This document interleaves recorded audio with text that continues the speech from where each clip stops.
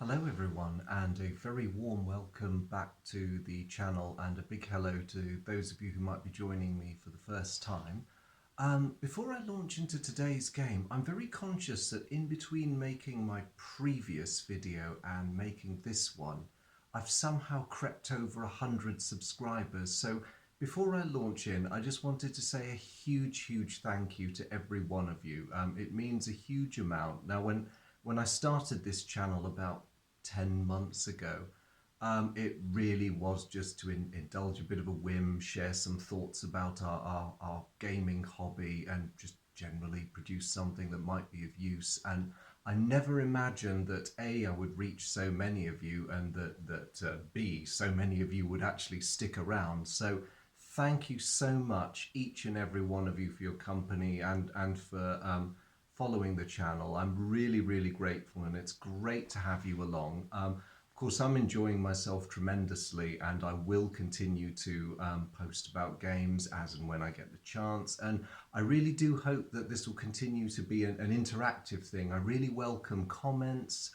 suggestions, requests. Please do ask me if there's some more detail you want about a game, or something you'd like to learn more about, or a game you think you'd like me to talk about. I mean, worst case scenario, if I can't do it, I'll apologise profusely and say no, but otherwise I'll do my best to oblige. So do keep the dialogue coming, that's always welcome. But anyway, I've said my piece there, and I'm conscious that I'm wasting good time when I could be talking about games. So to introduce you to today's game, I'm going to drift back into the realms of popular sci-fi, and I mean popular because I'm a huge fan of the Firefly universe, and I love the two games that Gale Force Nine have produced. One, of course, is Firefly the board game, but today I'm going to talk about their more recent effort, Firefly Adventures, and this is the core box set, Brigands and Browncoats. Now, to those of you, those few of you, who might not be very familiar with Firefly, I suppose you could sum it up with the oft-used phrase space cowboys. It's basically a down-on-their-luck crew with their beat-up ship, just trying to make a living on what passes for the outer rim in human-occupied space, set in the far future, a very dystopian future where humanity is sort of united, but it's a rather grim dictatorial sort of unity, and the culture is an interesting fusion of the present day West and the People's Republic of China. So I think the idea of the background is that people of Earth have come together, but for those people who live on the frontier, the benefits of so-called civilization that the Alliance brings are not for them. So what they do is those whose rebellion and bid for independence failed now live out on the rim, scratching a living and having all sorts of adventures. So much for the background. Firefly Adventures, although the stories are often set in space, this deals entirely with ground missions. So I'll just show you the back of the box quickly. The crew often gets up to misadventures, I'll call them, on various different planets, and this game is meant to simulate cooperatively. You each play as a crew member, or if there's not so many players, you play as more than one crew member. The base crew of the Serenity, as they started out at the beginning of the story. Now, I say base crew because that's very important, because not all of the characters are represented in the base game. There are two, and only two, unusually for Gale Force 9 expansions. One is respectable folk to add Shepard, the reverend figure, and Inara. And the other one is wanted fugitives, which adds Dr. Simon Tam and his sister River. Now, you don't have to have the expansions to play this game and enjoy it, but if you're a die-hard Firefly completist like I am, you've basically got to have them. And it would be like going in with one boot off, if you're familiar with the series, to only go in with the core crew. So the back of the box gives you some idea of the components. You've got these gorgeous sculpted plastic minis, cards for each character, smaller cards for equipment and challenges. And another innovation, this interesting map with 3D scenery. Now, it's all very well having a pretty picture on the back of a box. How do these actually measure up? Well, I must say the minis do not disappoint. This is the ship's bruiser, Jane Cobb, and the grey minis for every crew member represent their casual side. And each crew member has an equally well sculpted mini showing them getting up to thrilling heroics, as both the series and the game have it. Now, this is a really clever mechanic because depending on how your mission is going, you know, are you supposed to sneak into a place to accomplish something, or are you supposed to go in guns blazing? You make the decision. If your character acts casual, they're less likely to attract negative attention, but you do everything more slowly and deliberately.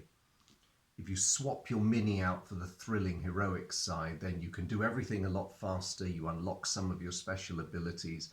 But of course, every goon in the game, and there are a lot of goons in the game who will try and stop you, and these range from hired thug bruisers to the slightly more capable cowboy figures.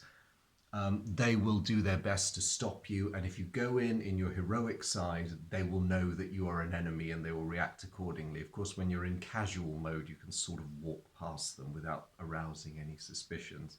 So those are the excellent minis.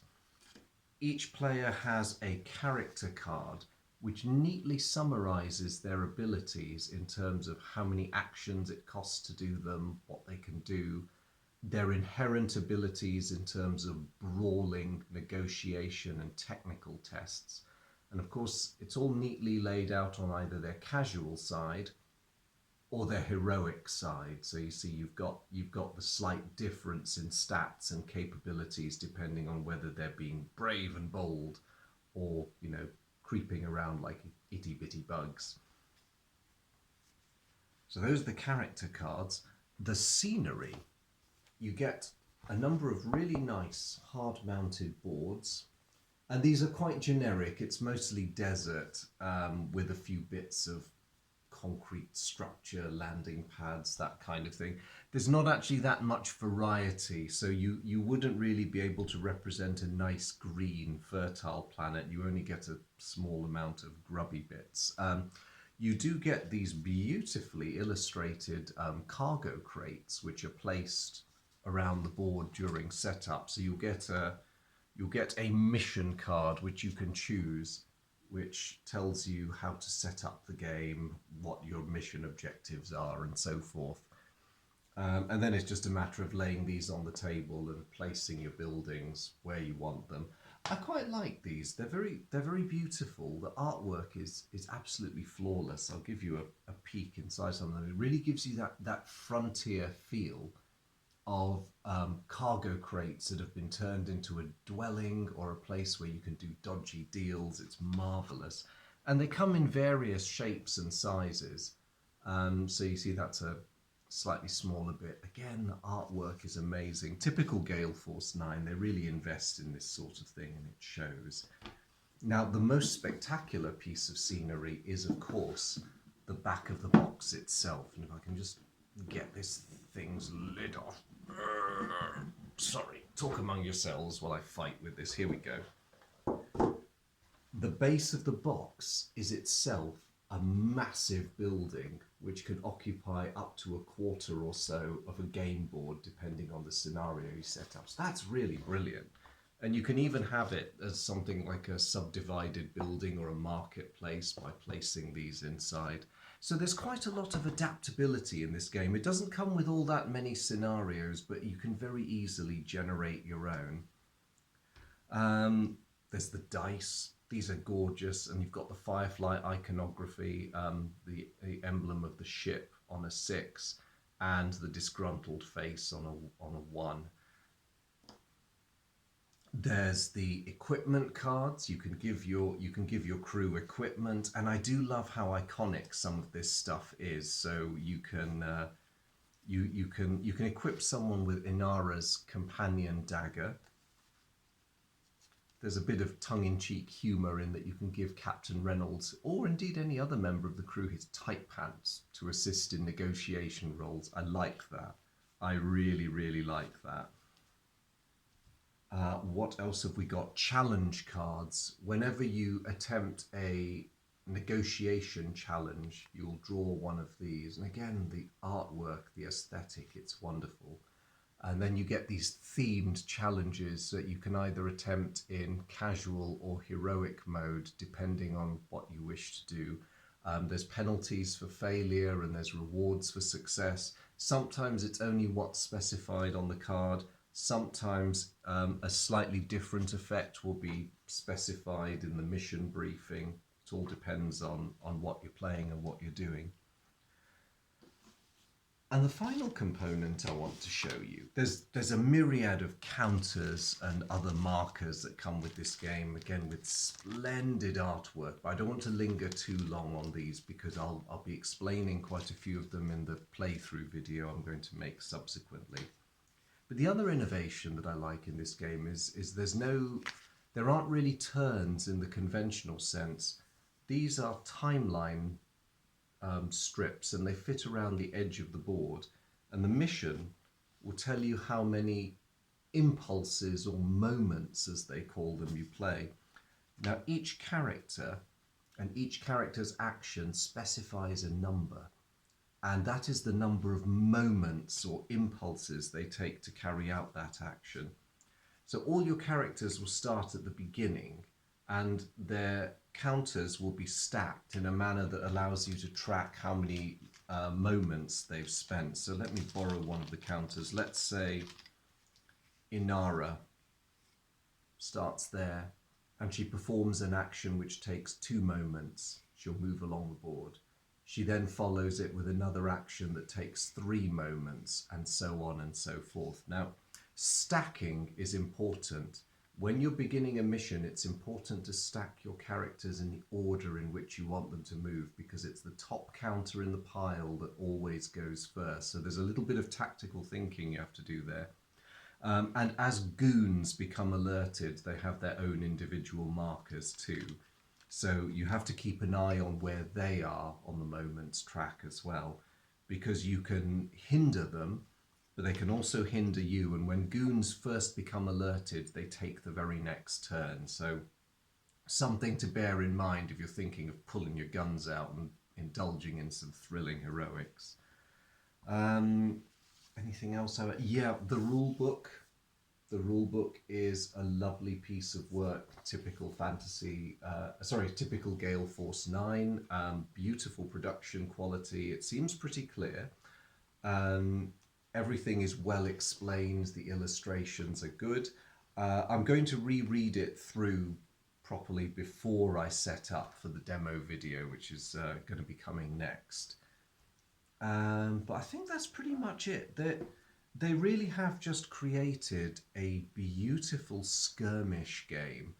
And I think the idea with this is that although the current run of components are fairly limited, they've given players the tools to create an endless variety of ground missions. The mechanics of the game are in some ways unusual, but also very, very simple. And for players who want a less cooperative approach, there are optional rules in here allowing one player to control the goons if they wish to hinder the crew of the Firefly rather than be a part of the crew. I get the impression it's probably more fun all of you cooperating, but the option is there if you want to do something different. So on the face of it, Gale Force Nine's created a beautiful game, which I think is really going to appeal to fans of the series. I mean, if I've said this about other games, and it's equally true for this one. If you're a die-hard fan of a series, even if you have no intention of playing it, perhaps it's worth getting this anyway. One thing I didn't mention was that the expansion boxes, they don't just give you new characters, they give you some new missions as well. And the back of the box is also fresh scenery, so you get even more buildings of a different shape and size, so you can expand your options for what you want to do, the kind of scenarios you want to set up. The possibilities are limitless. So I hope that's been a useful introduction to this game. I really look forward to choosing one of the missions and setting it up so I can show you all how the game works. That will be coming fairly soon, hopefully in the next day or two if I can manage it. But in the meantime, thank you all very much for being here. Thanks for tuning into the channel and thank you for your company. I hope you've enjoyed this video and keep your eyes peeled for the next one. Until then, thanks and goodbye.